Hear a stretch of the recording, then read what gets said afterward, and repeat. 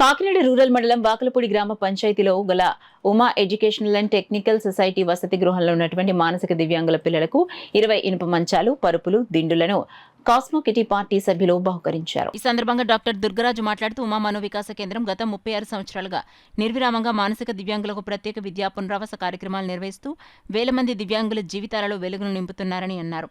వసతి గృహంలో ఉన్నటువంటి మానసిక దివ్యాంగుల పిల్లలకు ₹1,00,000 విలువగల 20 ఇనుప మంచాలు, పరుపులు, దిండులు తమ వంతుగా సహకారం అందించడం జరిగిందన్నారు. ఈ కార్యక్రమంలో సంస్థ executive director S Peddireddy, cosmo kitty party సభ్యులు RCH Satyaraju, A Satyanarayana, SV Ramaraju, Rao Ravikiran, సంస్థ project director K Narayana Reddy, S Umareddy, SA Naidu, A Ramji, Ambedkar, ప్రత్యేక ఉపాధ్యాయ శిక్షణ సిబ్బంది తదితరులు పాల్గొన్నారు.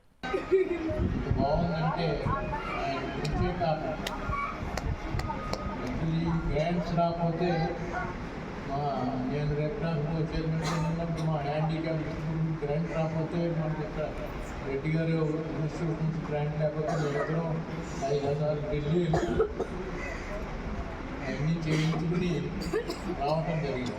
ఎందుకంటే ఈ సంస్థ గురించి చెప్పాలంటే ఒక రోజు సరిపోతుంది.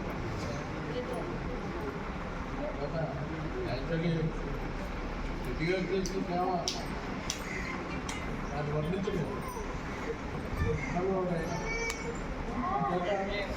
పిల్లల గురించి చాలా బాగా ఉంటుంది. అయినా రెడ్డి గారు ఈ పిల్లల్ని తీసుకొచ్చి